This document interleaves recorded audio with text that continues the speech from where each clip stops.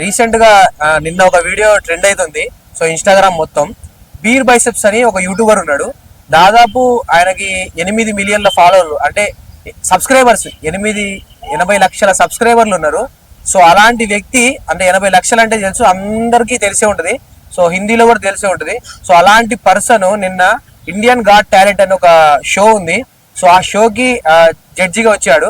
So జడ్జిగా వచ్చిన ఆయన అంటే అది కామెడీ షో. సో చిన్నపాటి అంటే కపిల్ శర్మ మన తెలుగులో జబర్దస్త్ లాంటి షో. సో అలాంటి షోలోకి వచ్చి ఇంకొక యూట్యూబర్ ని అడిగిన క్వశ్చన్ అసలు చాలా మంది అంటే ట్విట్టర్ లో ట్రెండ్ అవుతుంది. ఏదన్నా ఓకే కడిగే క్వశ్చన్ ఏదో అడిగిండు వాడు.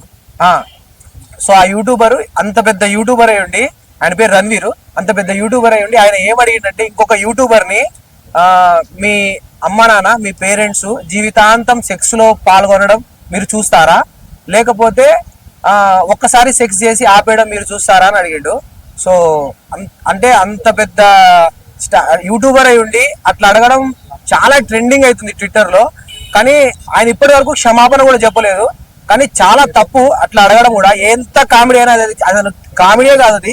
మన దగ్గర కూడా చాలా మంది క్రింజ్ పర్సన్స్ ఉన్నారు, కానీ మరి అంత ఘోరంగా అడగడం కరెక్ట్ కాదు. సో అదన్న థ్యాంక్ యూ. అన్నా షో నిర్వహణ కాదు, అలాంటి వాళ్ళు ఖచ్చితంగా అరెస్ట్ చేయాలి. ఎందుకంటే నవ్వుతున్నారు, వాళ్ళందరూ నవ్వుతున్నారు. సరే వాళ్ళే చెప్పారు. ఆయనకి ఎంతమంది సబ్స్క్రైబర్స్ 80 లక్షల మంది సబ్స్క్రైబర్. అంటే దాదాపు తెలుగు రాష్ట్రాల్లో అన్ని కలిపినా సరే హిందీలో చాలా ఫేమస్ ఆయన. సో రీసెంట్ గా ఆయన మోడీ చేతుల మీద అవార్డు కూడా తీసుకున్నాడు. మోడీ గారు ఆయన గురించి మాట్లాడారు, బీర్ బైసెప్స్ రణ్వీర్ గురించి ఆయన మాట్లాడారు. అంటే మోడీ చేత అవార్డు తీసుకున్నాడు అంటే, యూట్యూబర్ గా అవార్డు తీసుకున్నాడు అంటే ఆయన ఎంత పెద్ద స్టార్ అయి ఉండాలి. సో అలాంటి పర్సన్ అంత గలీజ్ గా అడిగితే అది కరెక్టా అని అర్థం. సరే షో స్క్రిప్ట్ ప్రకారం అడిగాడు తప్పైతే మరి వాళ్ళు షో వాళ్ళు ఎలా చేశారు? ఇప్పుడు సరే వాళ్ళు అడిగిచ్చారు అనుకో. ఇప్పుడు నేను అడిగితే ఒక లెక్క, ఆయన అంత ఫాలోయింగ్ ఉండి ఆయన ఒక స్క్రీన్ మీద ఇండియా గాట్ టాలెంట్ అనేది ఫేమస్ అవుతుంది.